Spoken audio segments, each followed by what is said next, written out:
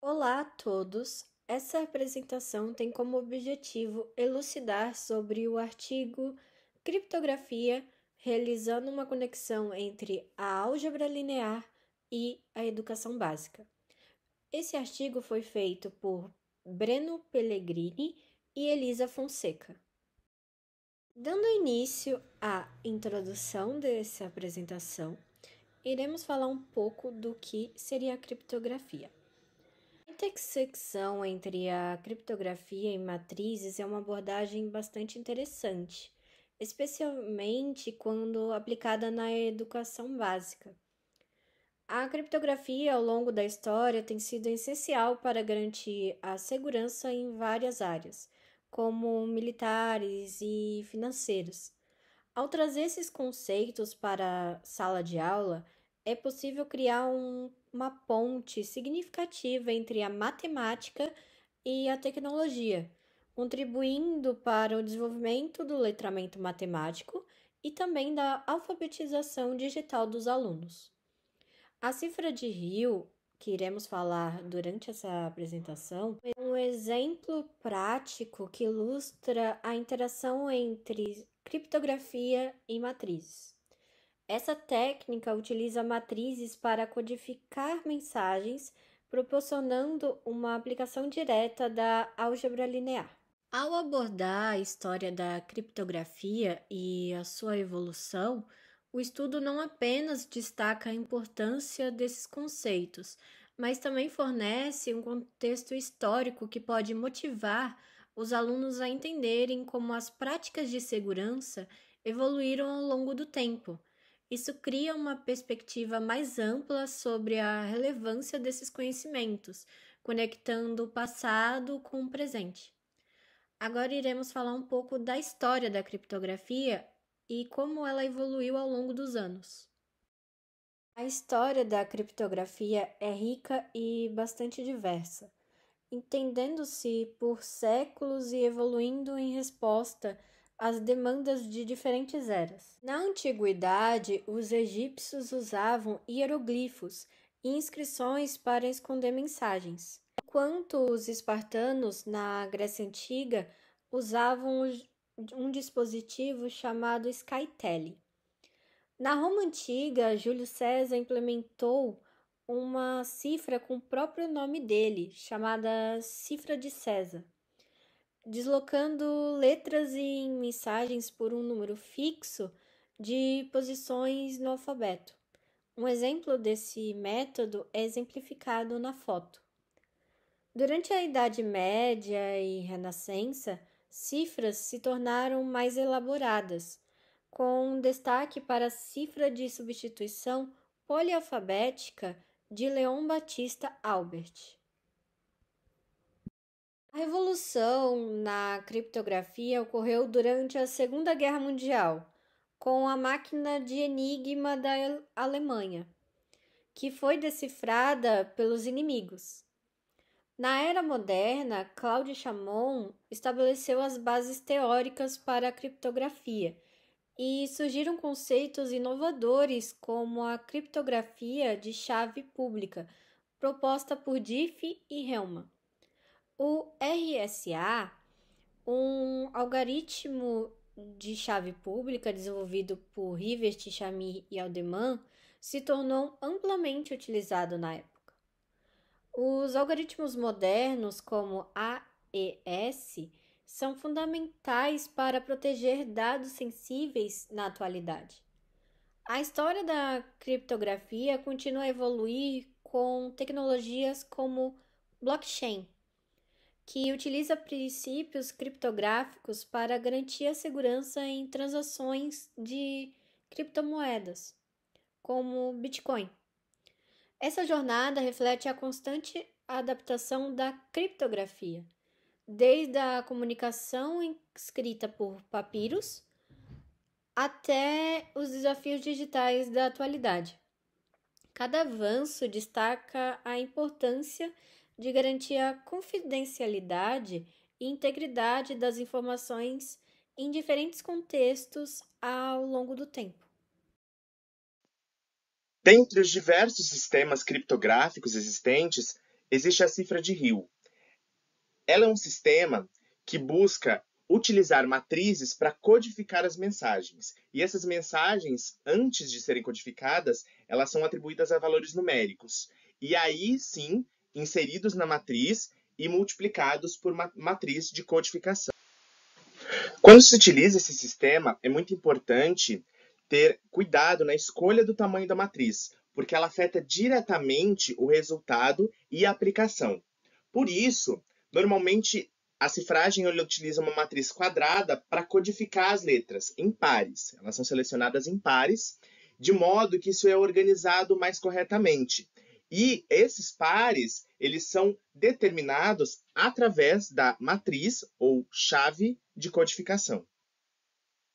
Para que a mensagem seja codificada, primeiro ela é convertida em números. Esses números são os que serão utilizados na manipulação das matrizes e geralmente são associados às posições do alfabeto, mas eles podem ter qualquer atribuição. Isso vai da escolha da pessoa que está codificando. Quando é feita essa conversão, é realizado todo o procedimento de codificação. Posteriormente, ele é transcrito para a letra novamente, e aí a mensagem já está completamente cifrada.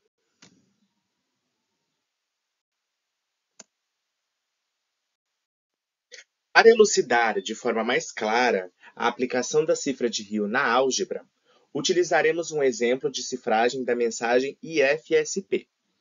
Primeiramente, é necessário determinar uma chave codificadora quaisquer e determinar o seu determinante, que deve possuir um valor positivo.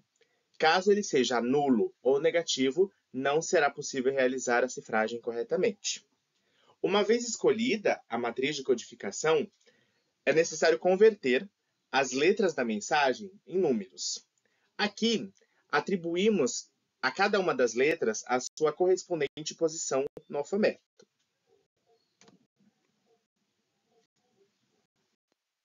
A partir disso, é necessário separar a mensagem em blocos de pares, de duas letras, porque elas serão codificadas dessa forma.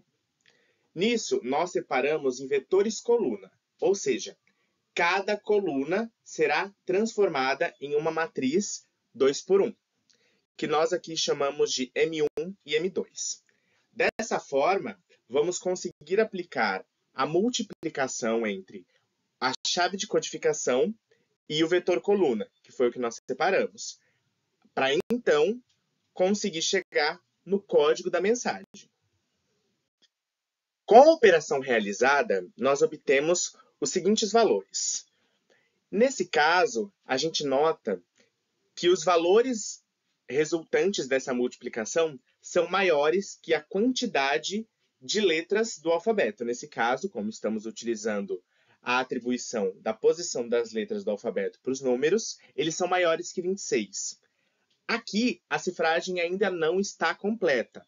O que é preciso fazer? Dividir cada um dos valores que excedem 26 por 26. E o resto será a correspondente da letra da mensagem original pela cifragem. Com a divisão realizada e os restos obtidos, agora é possível transpor os números para as letras codificadas. Nessa situação, nós temos que a codificação da mensagem IFSP será QSCA. Caso queira-se realizar a volta, no caso, transformar as letras codificadas na mensagem original, é só realizar o mesmo procedimento. No entanto, a chave codificadora deve ser a inversa, para que se possa recuperar a palavra original. Quando se fala em introduzir a criptografia na educação básica e trazer uma abordagem em que ela esteja dentro, ocorre uma certa resistência por parte dos educadores, por se tratar de um assunto um pouco mais complexo e que, se tratado de uma maneira errônea, pode, ao invés de colaborar na prática, no desenvolvimento do aluno, pode trazer mais defasagens. Para isso, é preciso trazer abordagens práticas que fujam do convencional e não apenas não quero tratar desse assunto porque ele é difícil, mas tem caminhos que podem ser muito bons para todos. Isso você pode introduzir a realidade do aluno. A criptografia está muito presente no WhatsApp, nos aplicativos de celular, e trazer esse contato mais direto proporciona um aprendizado muito efetivo para os alunos, porque além de relacionar a matemática, eles vão identificar no contexto deles, no cotidiano deles, que esse assunto está presente, não apenas é algo fora da realidade.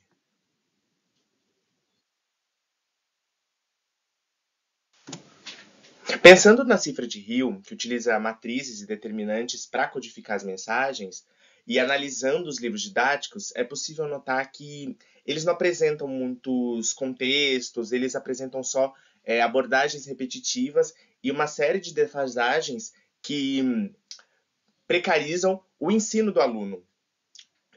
E o ensino de matrizes ele tem que ser um pouco amplo, porque ele não tem só uma técnica, ele não tem só uma estratégia de se realizar.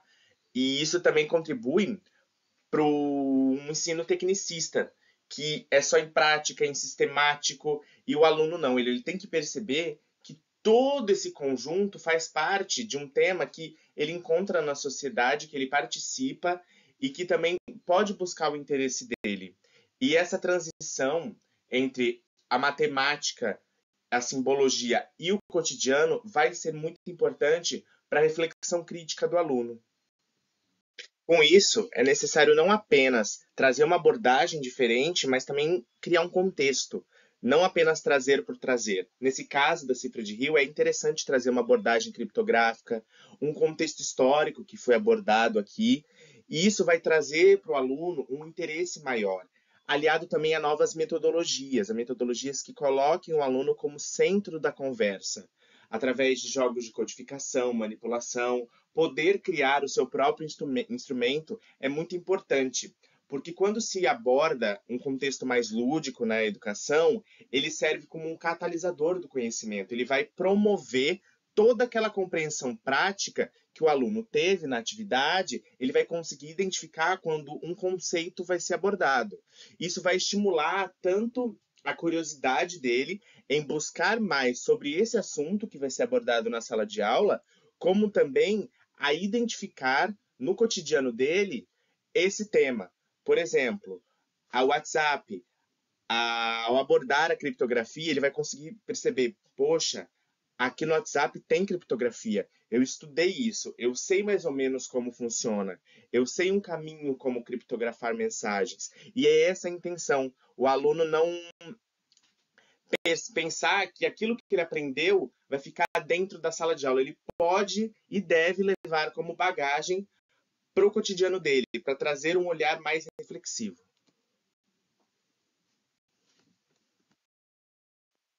Para finalizar, quais os pontos que mais se destacam nesse estudo?